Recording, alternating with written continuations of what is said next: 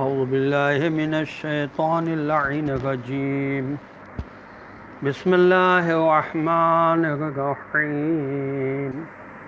فلا تضربوا لله الأمثال إن الله يعلم وأنتم لا تعلمون.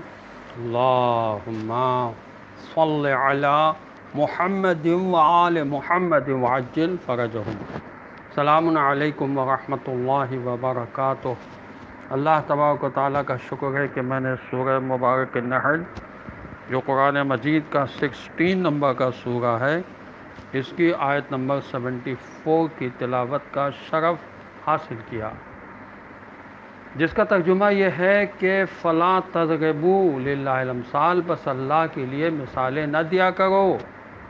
ان اللہ یعلم، بے شک اللہ جانتا ہے، وَأَنْتُمْ لَا تَعْلَمُونَ، اور تم نہیں جانتے ہو۔ ظاہر ہے کہ خدا تو ہر چیز سے واقف ہے۔ اللہ کے لیے، اللہ کے بندوں کو کہا جا رہا ہے کہ تم اپنے محسوسات کی روشنی میں مثالیں نہ دیا کرو، جیسے عام طور پر مثالیں دیا کرتے ہیں۔ اللہ کے لیے کوئی مثال نہیں ہے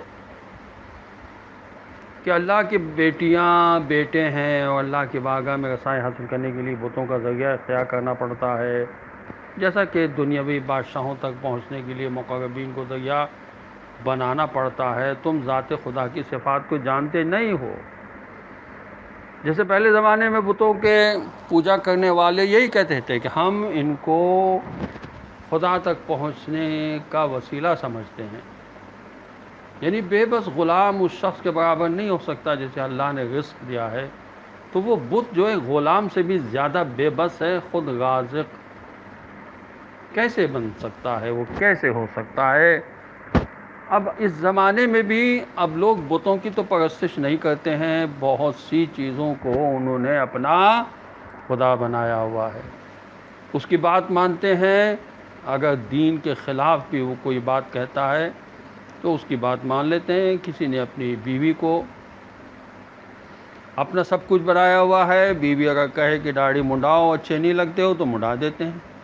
یہ نہیں کہتے کہ دین تو کہتا ہے داڑھی رکھو، تو ہمیں تو دین کی پابندی کرنا ہے۔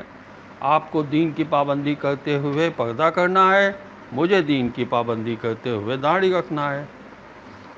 اس طرح سے ہم نہیں سمجھاتے، اس لیے کہ برائی کی چابیاں جو ہیں وہ ہماری جیب میں ہیں۔ برائی کی چابیاں ہیں کیا؟ بحار الانوار کی جلد 73 صفحہ 263 پر یہ حدیث ہے امام علی علیہ السلام کی کہ غیظ و غضب ہر برائی کی چابی ہے۔ جس انسان کو دیکھو ایسا لگتا ہے غصے میں بھرا ہوا ہے، بات کو سمجھنے کی کوشش نہیں کرتا۔ جب انسان غصے میں ہوتا ہے تو وہ بات کو سمجھنے کی کوشش نہیں کرتا۔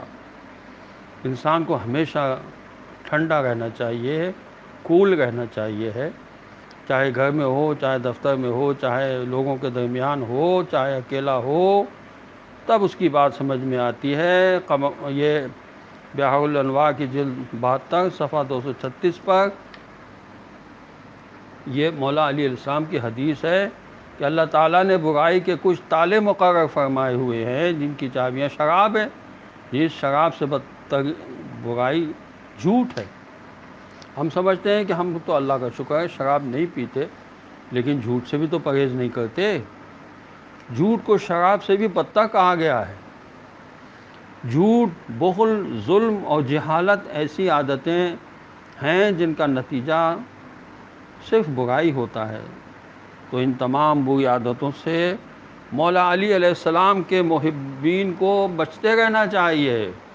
صرف مولا کا نعرہ لگانا یا یہ کہنا کہ ہم علی والے ہیں یہ کافی نہیں ہے، بلکہ مولا نے جن چیزوں سے منع کیا ہے ان چیزوں سے ہمیں دور رہنا ہوگا۔